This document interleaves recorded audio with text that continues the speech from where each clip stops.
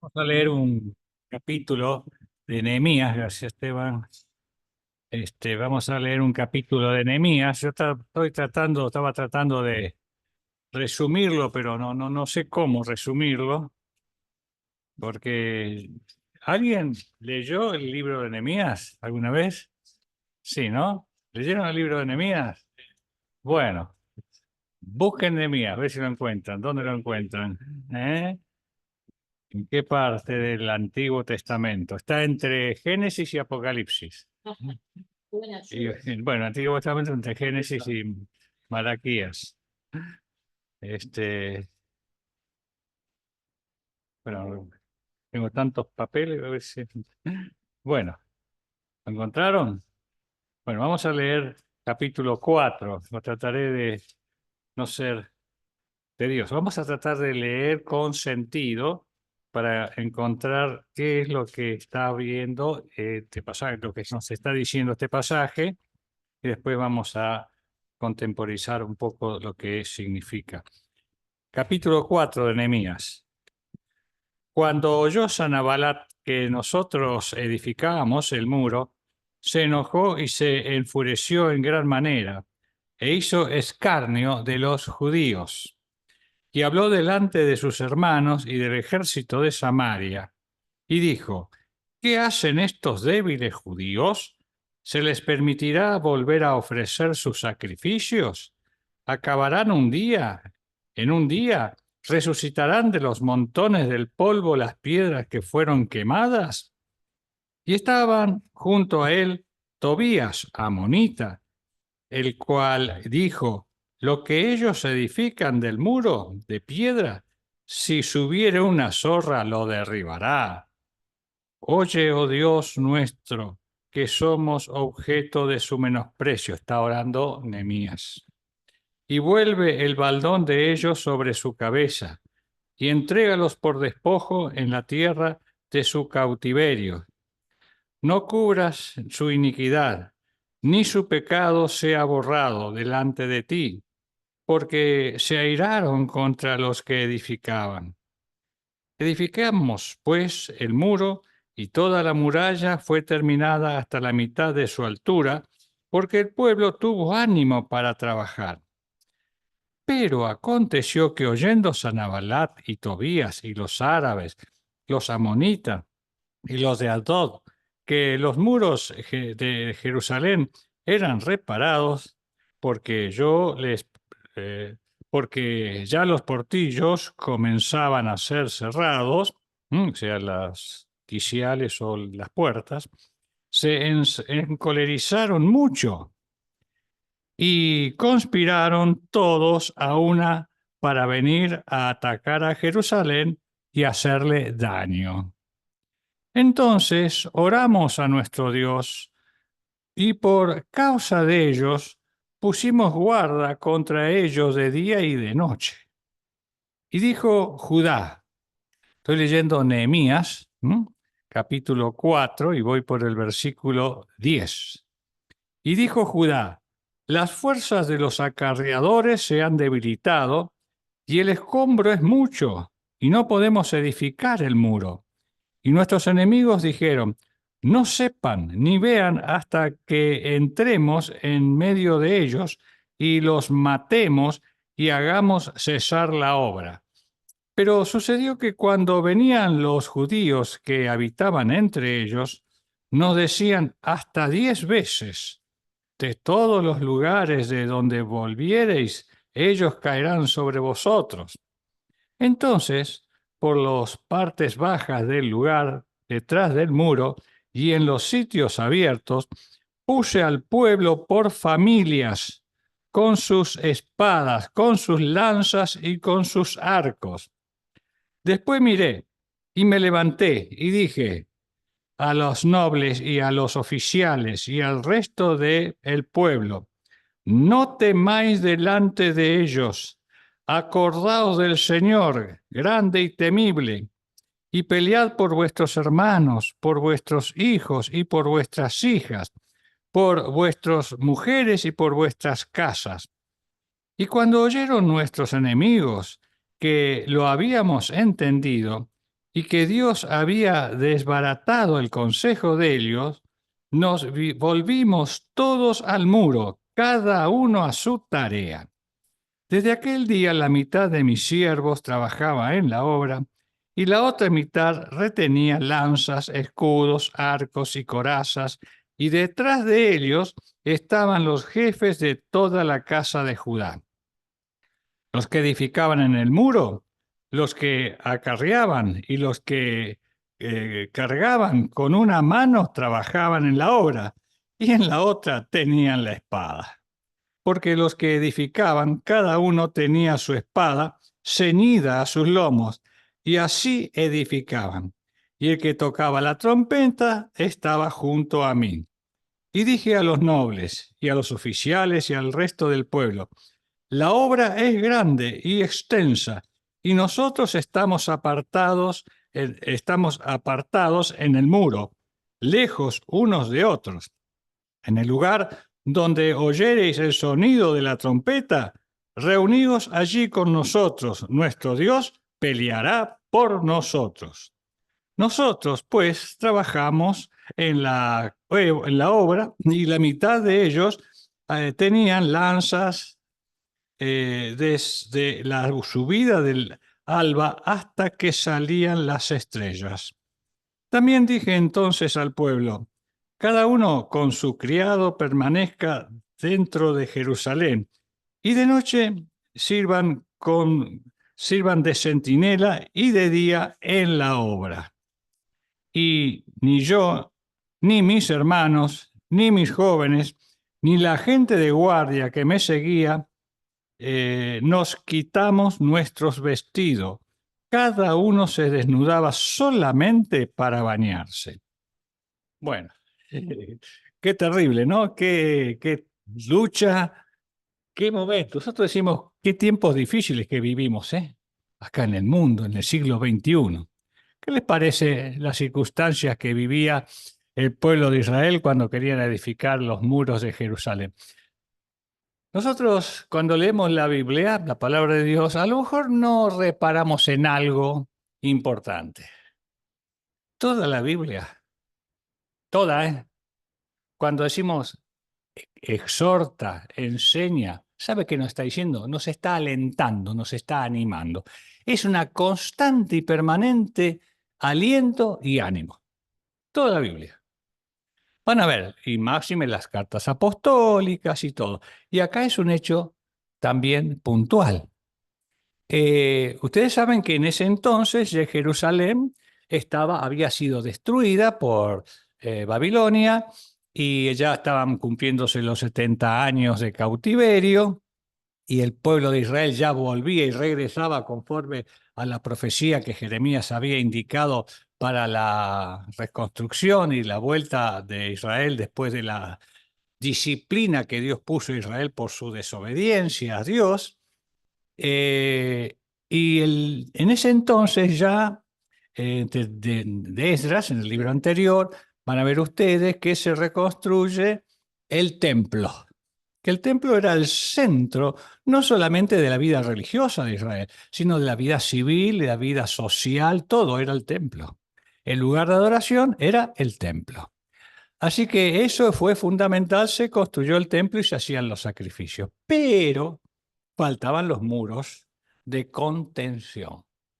Que esos muros eran muy importantes porque defendía a los enemigos. No había aviones, no había teledirigidos, así que no había ese tipo, así que los muros eran la única defensa que ellos tenían para que los enemigos no atacaran. Ahora, Nehemías, con mucho sacrificio, con mucho dolor, después de enterarse de que Jerusalén estaba muy mal, que estaba destruida y que los muros estaban caídos y todo eso, él era el copero del rey de Persia en ese entonces, tenía un cargo trascendental. Pero al saber de las noticias de los que iban a Jerusalén y volvían a la ciudad de Susa, donde él estaba, se entristeció enormemente, se angustió y cayó como una especie de decaimiento y depresión. Comenzó a orar. el libro de Nehemías van a ver que hay 11 oraciones en esos 13 capítulos que tiene, 11 oraciones que él hace y eleva al Señor. Así que lo fundamental fue su contacto y su comunión con el Señor. Así que el deseo de él era reconstrucción de las paredes, o sea, de contención, lo que iba a guardar y a cuidar al lugar santo y a la ciudad santa, que era Jerusalén. Así que él pidió al rey, después que el rey Ciro, un rey al cual Dios puso en el corazón de él el deseo de reconstruir a Jerusalén, Dios ya lo había predicho, lo había profetizado, que Ciro iba a ser el que reconstruiría, diera la orden para eso. Llegó el tiempo y Nehemías, después de unos tiempos de 3 meses y medio de oración, 4 meses, recibe el beneplácito del monarca para que vaya y reconstruya así los muros de Jerusalén. Muy bien. Cuando estaba rodeado de enemigos, él fue a Jerusalén y durante esos 4 meses seguramente orando, pero también planificando cómo podía hacerse la reconstrucción. Y fue así que en ese tiempo él estuvo haciendo los planos, por así decirlo, o el plan para reedificar. Fue muchos enemigos en el tránsito, mucho caminar, muchos días de llegar a Jerusalén. Y ahí comienzan las oposiciones. No hay momento en que el pueblo de Dios trabaje unido y tenga un propósito para glorificar el nombre de Dios que no haya oposición. Si no hay oposición, sospechemos. Si no hay problema, pensemos mal. Porque cuando queremos glorificar a Dios, hay. Y una cosa, no solo eran los enemigos del pueblo de Israel, los amonitas, los moabitas, los fereceos, todos esos que se mencionan en este libro, sino aquellos que también eran amigos, amigos que estaban entre los enemigos. O sea, a veces con enemigos de ese tipo, como dice el refrán, con amigos como este no necesito enemigos. Había también gente opositora que era dentro del pueblo de Israel, dentro del pueblo judío. No tenían visión, eran personas que habían perdido durante 70 años el nombre de Dios y la visión y la palabra de Dios no se había predicado. Así que ellos mismos estaban muy, por así, con pesimismo de que eso no se iba a levantar nunca más, sea el templo y las paredes o Jerusalén iba a ser restablecida. Bueno, la palabra de Dios es un constante y permanente esfuerzo para fortalecernos al desaliento, al desánimo. El desánimo es la característica propia del Hijo de Dios. Sí. ¿Por qué digo de los hijos de Dios? Bueno, primero porque es nuestra naturaleza. El ser humano tiene la naturaleza de confiar en sí mismo, de hacer esfuerzo por sí mismo. Eso es un mal tremendo. Aún siendo creyentes, tenemos que cuidarnos de esa situación, de no pensar que nuestra habilidad, que nuestros dones, que nuestra capacidad nos va a hacer que el Dios se agrade de ellos. No, no, no. No pongamos en la lista nuestros logros y nuestras capacidades. Pongamos en la lista Gálatas 5, ¿qué son? ¿Se acuerdan? Los dones, del espíritu, el fruto del espíritu. En la otra lista, Efesios capítulo 2, versos 8 y 9, no por obras para que nadie se gloríe. No pongamos nuestro esfuerzo en nuestra capacidad y en nuestros logros, sino en la palabra de Dios. Bueno, así es que costó mucho a Nehemías este tema de poder reconstruir el tema. Ahora, el tema del desaliento es una situación difícil. Va a haber oposición cuando comenzamos a trabajar. Él está relatando así toda la oposición que ustedes ven que se está presentando en este libro. Y una de las cosas que se nos presenta siempre es el menosprecio, el ridículo. Apenas comienza el capítulo y dicen, estos judíos débiles, si no saben nada, son esclavos hace 70 años.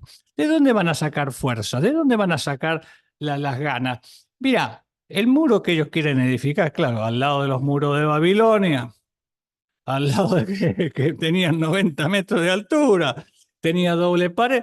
Esto sube una zorra y lo voltea. Ja, ja, ja, ja, ja, las risotadas que habría. Hermanos, vamos a recibir siempre la burla, el ridículo.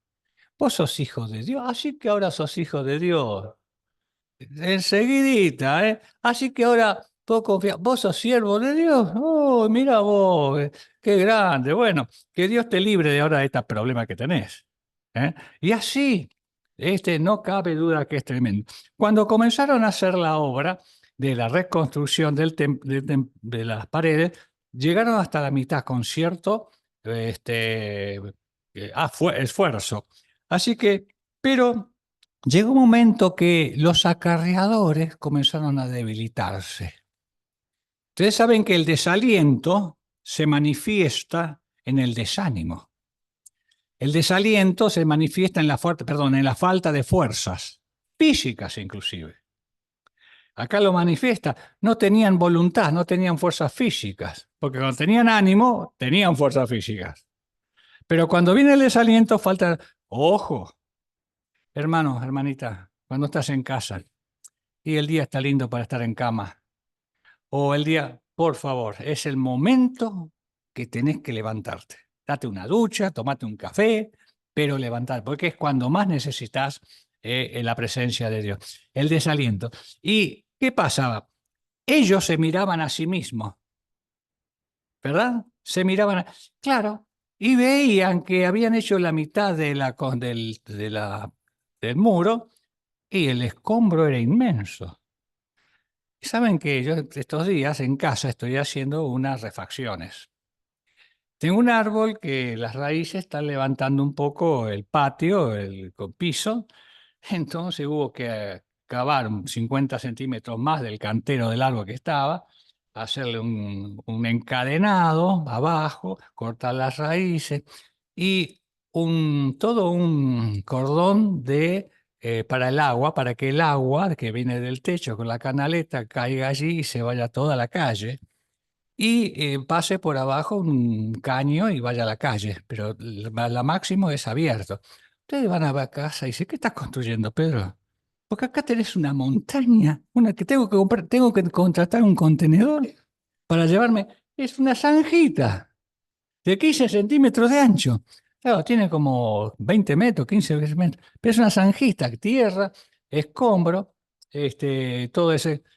Tengo que contratar un contenedor para llevar todo eso. Digo, ¿será posible? Ustedes ven los escombros y dicen, la obra no sirve para nada. Sin embargo, eso me hace que no se me inunde más el patio y que esté mejor y que el piso no.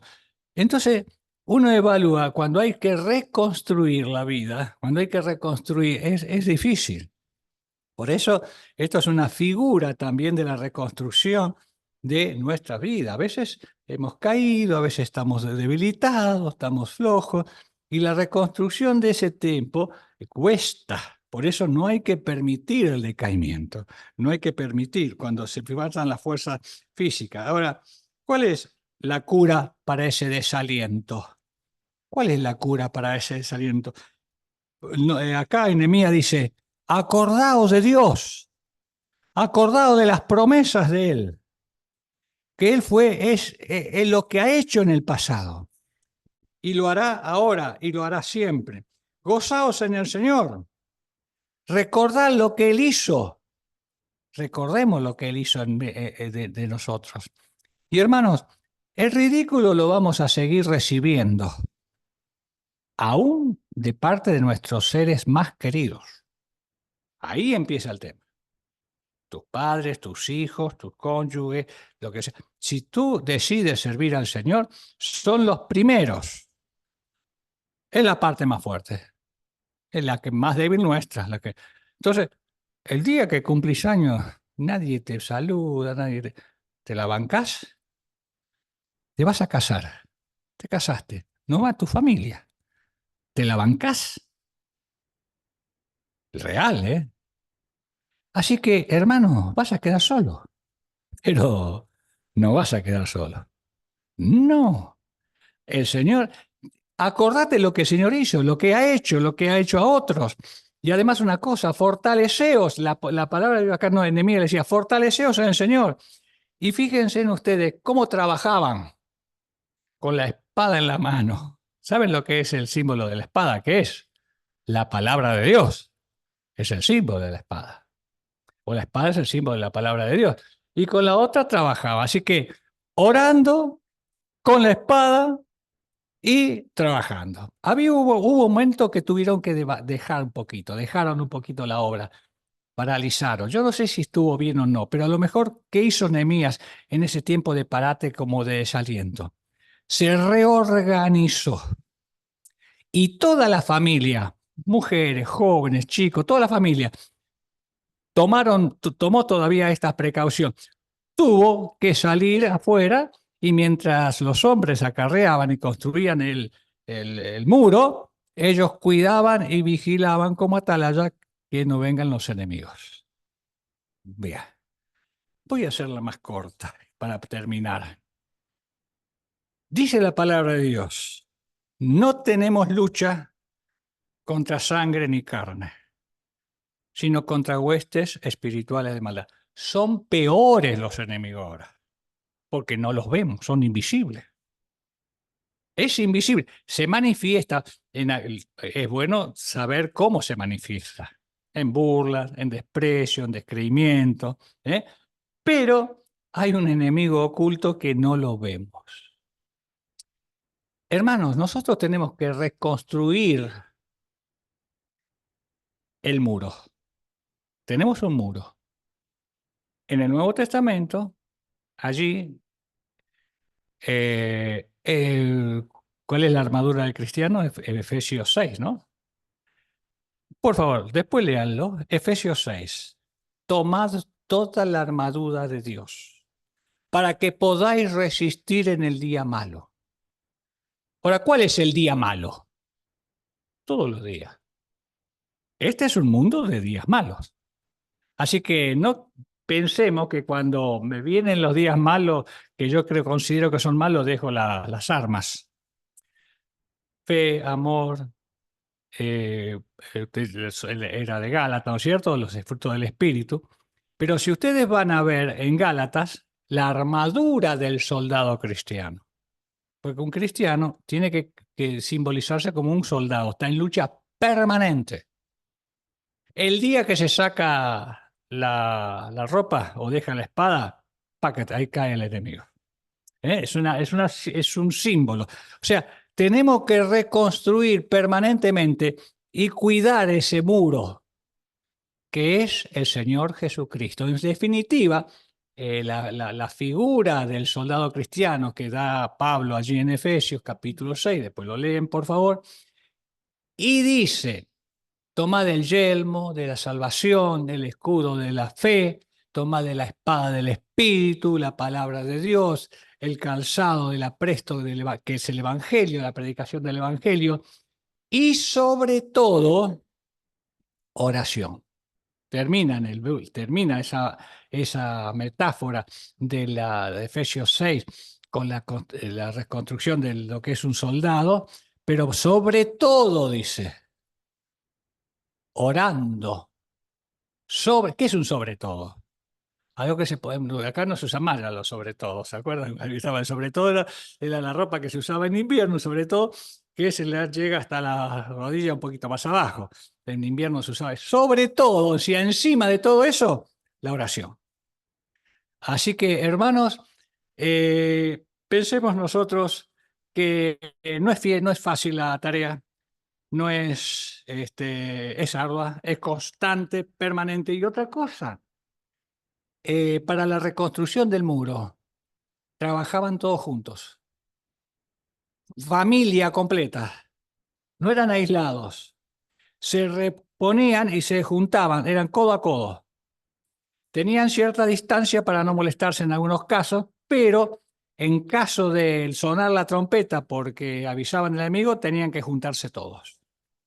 Así que, hermanos, esto involucra la lucha con otros, junto con otros, junto con otros. Así que el desaliento es una de las armas más letales del enemigo. Cuidémonos de no caer en ese desaliento, porque cuando caemos no nos damos cuenta. El problema es ese, que cuando estamos desalentados no nos damos cuenta. Y cuando estamos desalentados, ¿saben qué pasa? Le empezamos a echar la culpa a otro. Siempre la tiene otro la culpa. ¿Por qué? Porque es parte de la característica del desaliento. ¿Sabe qué tenemos que hacer en ese momento? Acordarnos del Señor, acordarnos de las promesas que ha dado y volver a la palabra de Dios para fortalecernos. Vamos a orar. Nuestro Dios y nuestro Padre Celestial, te damos gracias y te bendecimos en esta hora, porque tú, Señor, eres fiel y eres bueno. Tú, Señor, nos has dado de tu palabra, nos has enseñado a través de ella todo lo que nosotros debemos hacer en los momentos de lucha espiritual. Ayuda a nuestras debilidades, fortalécenos. Te lo suplicamos en el precioso y bendito nombre del Señor Jesús. Amén. Bueno.